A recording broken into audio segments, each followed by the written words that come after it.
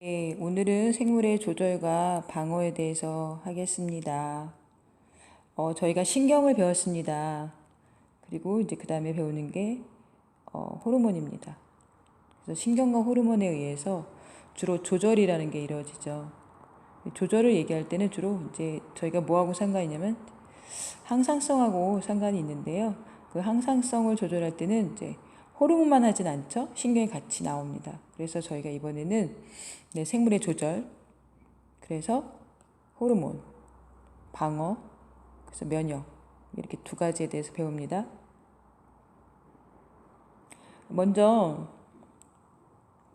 호르몬을 얘기하려면은 이제 호르몬의 특징도 있고, 이제 호르몬을 만드는 곳을 또는 호르몬과 같은 기능을 하는 내분비계에 대해서 이제 설명을 해야 되는데, 내분비를 하려면 우리가 외분비랑 비교를 하더라고요.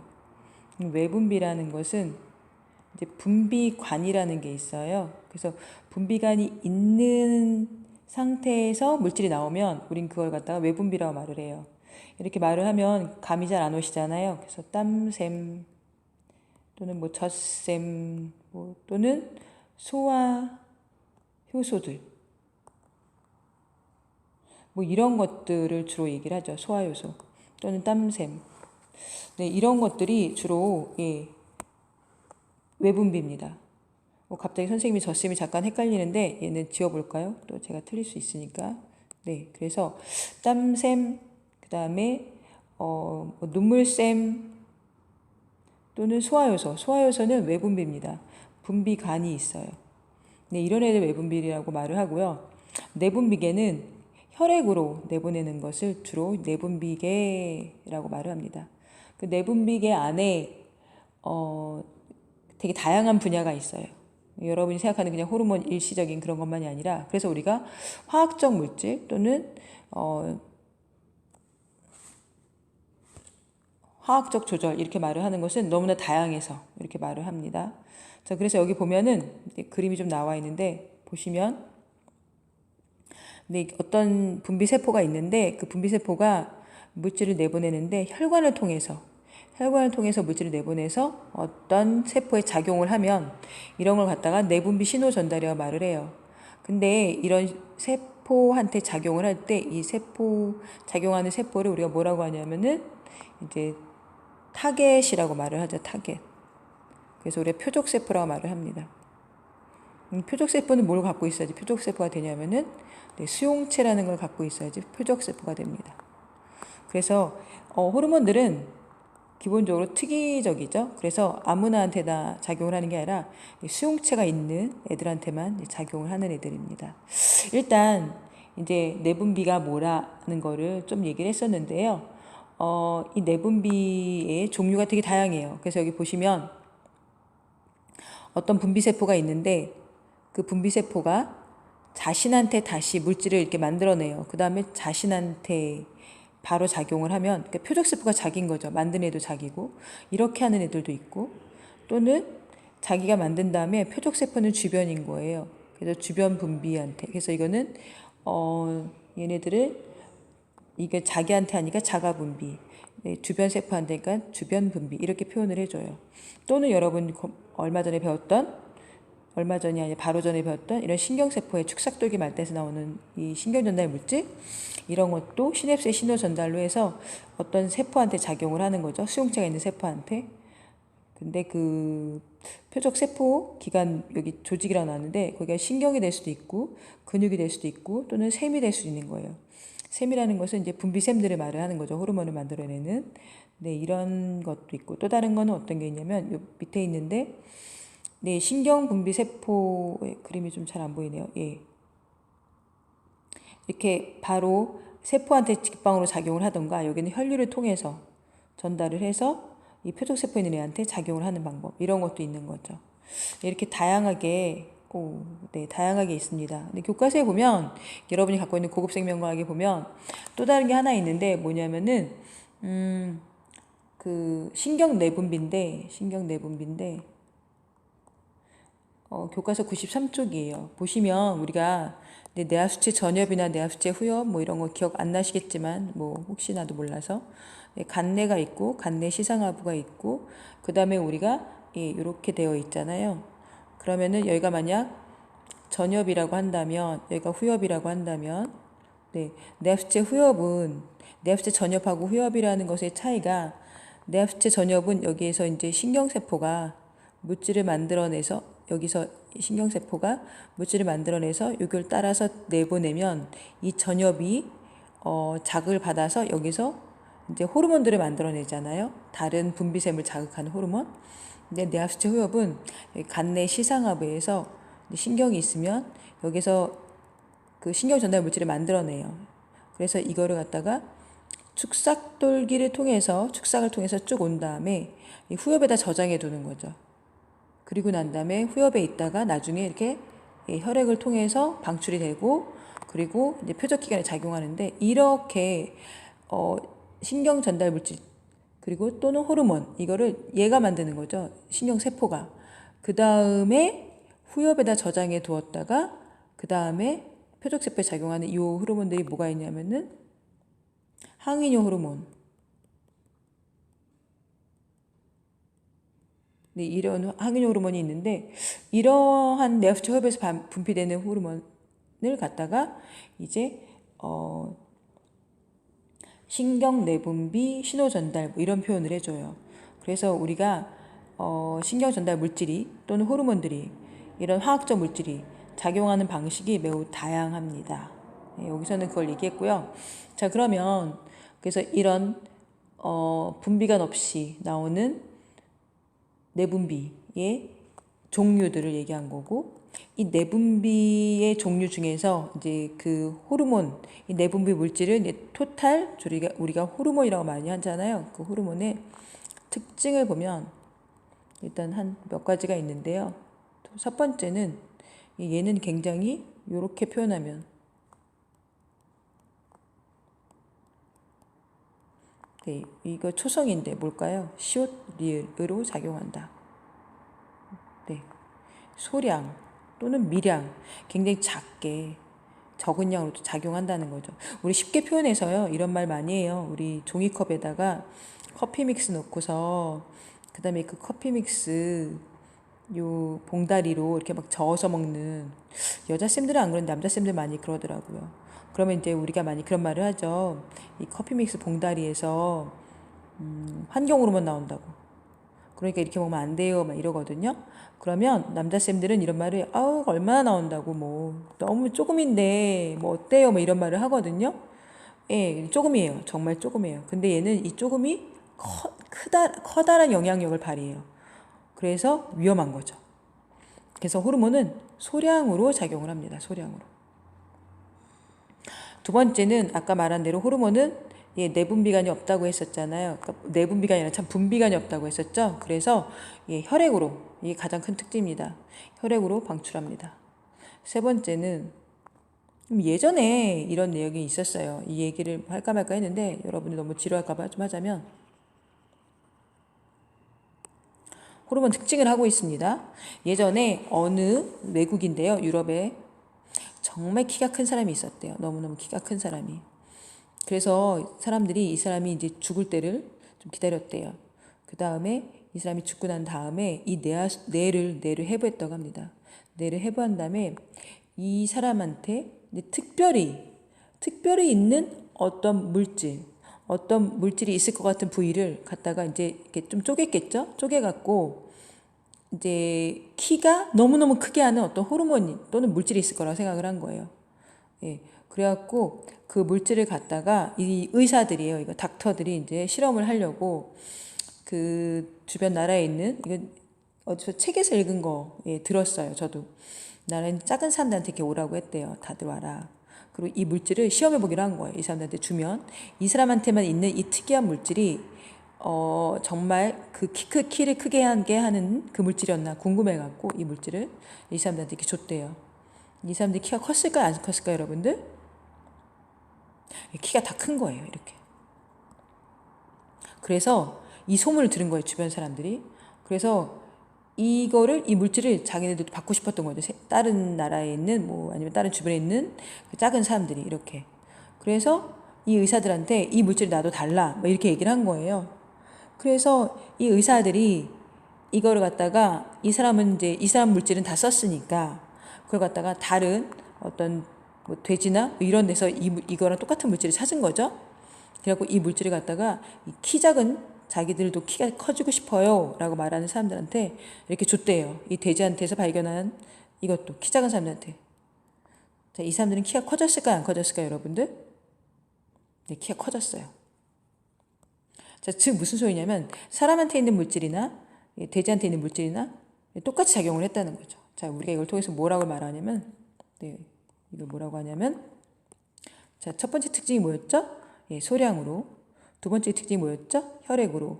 세 번째 특징이 뭐냐면 이겁니다. 종, 특이성이 없습니다. 종끼리만 작용하지 않는다는 거죠. 네. 그 다음에 네 번째, 수용체한테 작용을 하잖아요. 그래서 특이적입니다. 종 특이성 없는데 특이적이에요. 열쇠 자물쇠처럼 이렇게 맞아야지만 작용을 한다는 거죠. 다섯 번째는 항상성에 관여를 합니다. 항상성. 네, 여러분이 체온이나 항상성 하면은 기본적으로 무슨 뜻인지 아시죠? 항상 일정하게 만들려고 하는 성질이에요. 뭐를 일정하게 하려고 할까요? 세 가지죠. 대체로 더 많이 있겠지만 교과서에는 세 가지 나옵니다. 체온, 그리고 혈당량, 그리고 삼투압. 네, 이 세 가지를 조절을 하는 점. 거기에 관여를 하고 있습니다. 이렇게 이런 항상성을 이 세 부분에 대해서 항상 일정하게 유지하기 위해서 이걸 조절하기 위해서 주로 쓰이는 게 뭐냐면 피드백 또는 기량작용. 이런 두 가지 반응으로 얘네들을 일정하게 만듭니다. 또 다른 거 하나는 그래서 이런 항상성을 유지하기 위해서 호르몬은 그 양이 줄어드는 반감기, 호르몬의 반감기가 엄청 짧대요. 몇 분 정도 된대요. 그러니까 항상성 유지를 위해서는 너무 계속 나오면 안 되잖아요. 어느 정도 있다가 그게 줄어드는 거죠. 양이 계속적으로 분비되는 게 아니라. 그래서 호르몬도 반감기가 있는데 그 반감기, 왜 이렇게 말이 씹히죠? 반감기. 그 양이 줄어드는 반감기가 3분 이하라고 합니다. 3분 이하. 네, 아무튼 이런 특징을 갖고 있는 호르몬에 대해서 지금 호르몬 특징을 얘기했어요. 그리고 내분비계라는 게 좀 뭐라고 말해야 되죠? 좀 넓죠? 범위가. 그래서 그 넓은 범위에 대해서 좀 설명을 했습니다.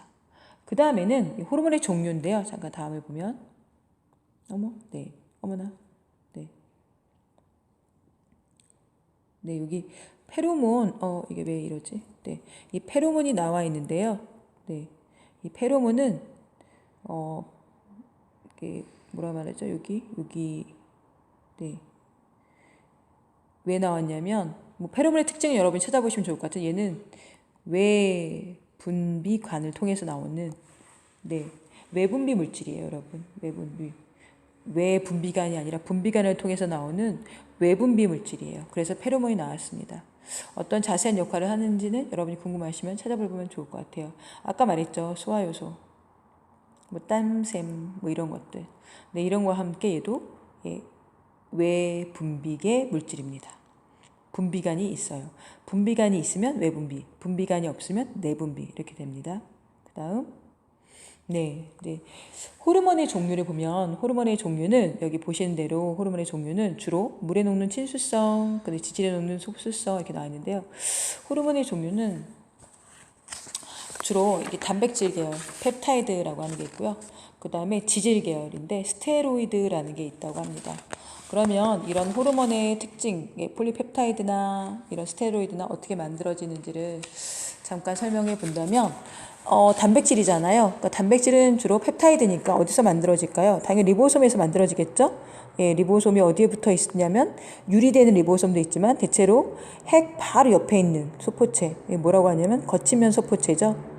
거친면 소포체에 있는 리보솜에서 만들어진 다음에 그 다음에 리보솜이 만들어지고 소포체로 들어가서 그 다음에 골지체로 가서 가공을 하겠죠. 가공을 해서 지금 단백질 계열의 호르몬을 얘기하는 거예요. 그다음에 소포, 네, 작은 주머니에 담겨져 있다가 자극이 오면, 네, 그 세포막하고 융합돼 갖고 이제 세포 외 배출을 하는, 네, 이런 걸 통해서 나온다고 합니다. 어떤 애들은 이 펩타이드 계열, 즉 단백질 계열의 호르몬은 그렇대요. 그다음에 스테로이드 계열의 호르몬들은 네, 주로 네, 맥근면 소포체라고 있어요. 그래서 맥근면 소포체, 그러니까 리보솜이 없는데 여기서 주로 이제 콜레스테롤에서 좀 되게 글씨를 못 쓰죠. 예. 네, 콜레스테롤에서 만들어진 다음에 그 다음에 세포막인데 세포막으로 가겠죠. 이렇게 매끈한 세포체 만들어진다면. 근데 얘는 지질이잖아요. 지질이니까 어떻게 될까요? 매개체가 필요 없겠죠? 예, 단순학습하면 됩니다. 네. 그래서 네, 이런 애들이 있다. 뭐 이런 인슐린, 코르티솔, 네, 그다음에 뭐 에피네프린, 타이록신, 뭐 이런 단백질, 네, 단백질이란다. 호르몬들이 있다는 거를 네, 그림에서 보여주고 있습니다. 자, 이렇게 호르몬의 종류들이 있습니다. 자, 그러면 얘네들이 작용을 하는 방식이 같을까요? 다를까요? 당연히 달라요. 왜? 걔네들이 만들어진 이 재료들, 네, 이런 것들이 얘는 단백질이고 얘는 지질이잖아요. 그래서 세포막을 통과하기도 하고 못 통과하기도 하잖아요. 그래서 얘네가 작용할 때도 다릅니다. 보면 호르몬의 종류에 따라서 수용체의 위치도 다양하다라고 되어 있어요. 여러분 생각해 보세요. 이게 뭐죠, 여러분들? 이게 세포의 배출이에요. 배우셨죠? 물질 수송에서 뭐 확산, 능동 수송, 거기서 세포의 배출 배우셨을 것 같아요. 이것도 능동수송 중에 하나잖아요. 능동수송이란 말은 좀 애매모호하다. 에너지를 쓰는 애로 알고 있는데 능동수송이란 에너지를 쓰는 애잖아요. 그래서 여기에 보시면 이 소포에 담겨져 있다가 그 다음에 세포막하고 합쳐져서 세포에 배출을 합니다.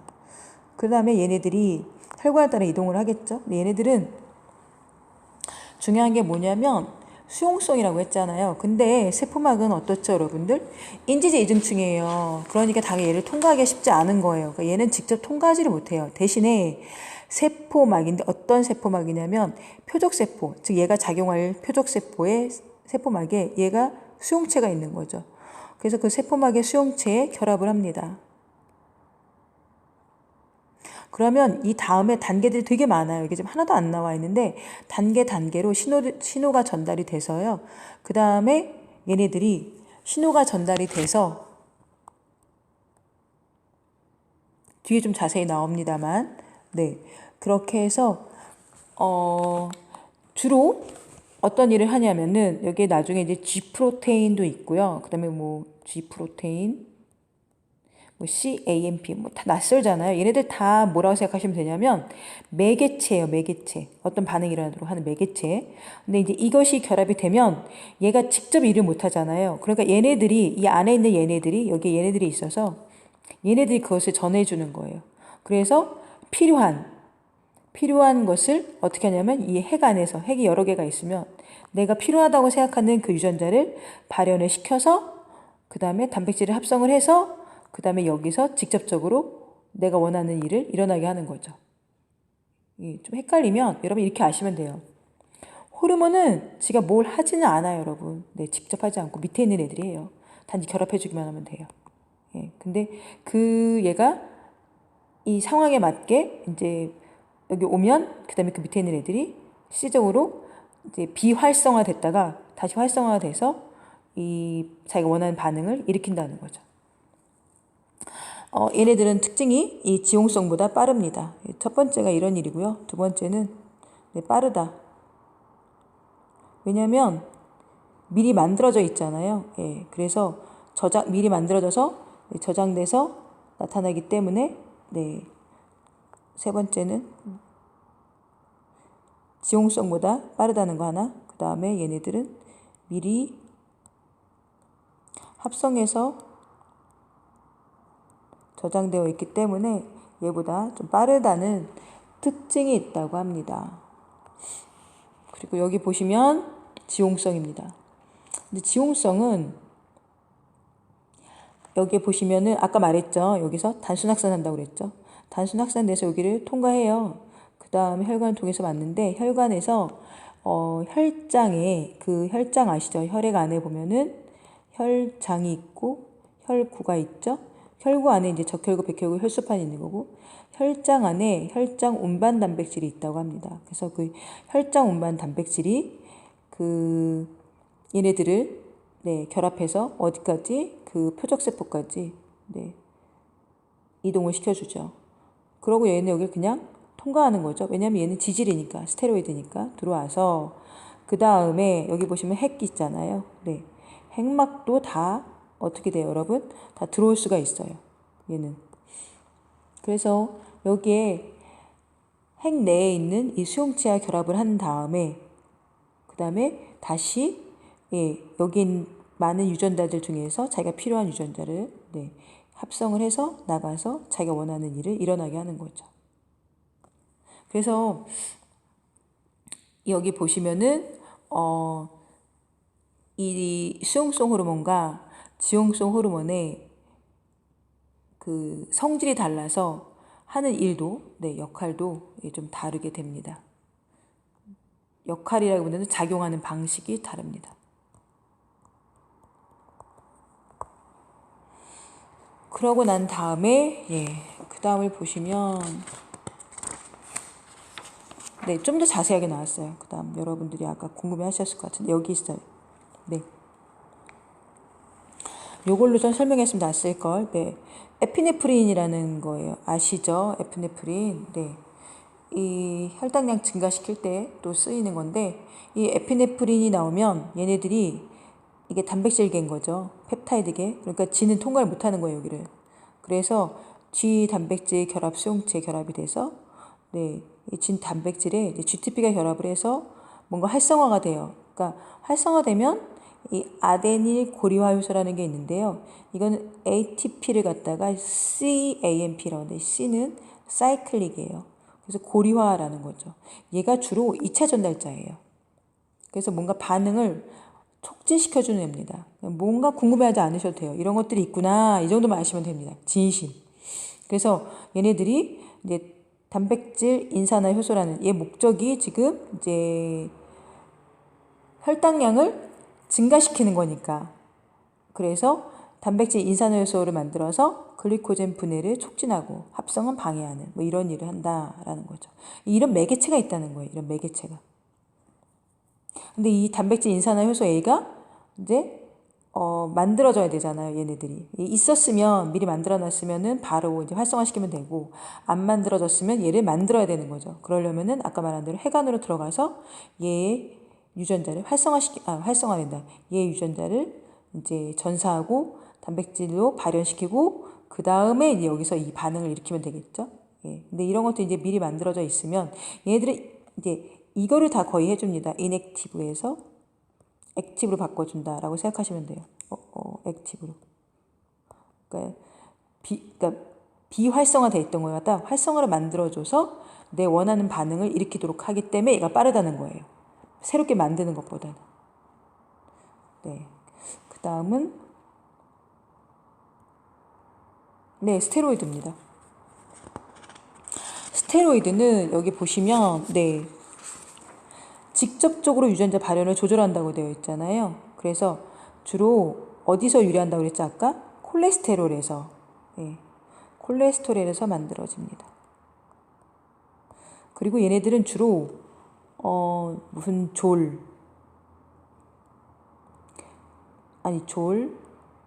코르티졸, 코르티솔 이런 거 또는 에스트로겐, 그 다음에 무슨 이런 식으로 끝나면 주로 약간 다 스테로이드예요. 그래서 여기도 보시면 에스트로겐인데 에스트라디올 이렇게 나와 있잖아요. 그래서 겐 이런 것들이에요. 아무튼 얘네들이 여기를 그냥 단순학산을 통과하겠죠. 왜? 얘네들은 스테로이드니까. 지지로 됐으니까. 그래서 얘네들의 수용체, 에스트로겐 수용체랑 결합을 했어요. 그러다 다음에 이 복합체가 여기로 핵으로 들어가서 자기 원하는 거를 전사시키는 하나의 전사 촉진처럼 그렇게 전사시켜요. 그래서 이 단백질을 만들어 갖고는 자기가 원하는 반응을 유도하게 되는 거죠. 그래서 얘네들을 아까 유전자 발현까지 해야 되기 때문에 수용성보다 얘가 좀 느리다라고 말을 하고 있습니다. 그 다음을 보시면 비교를 해줬습니다. 여기는 좀 내용이 그 다음에는 우리가 이제 뭘 얘기하는 거냐면 같은 호르몬이어도 되게 다른 효과를 보여준다 이걸 얘기하고 있습니다. 그래서 한 가지 호르몬에 서로 다른 효과 이렇게 말을 하고 있습니다. 잠깐만요. 여기까지 하고 다시 해볼게요.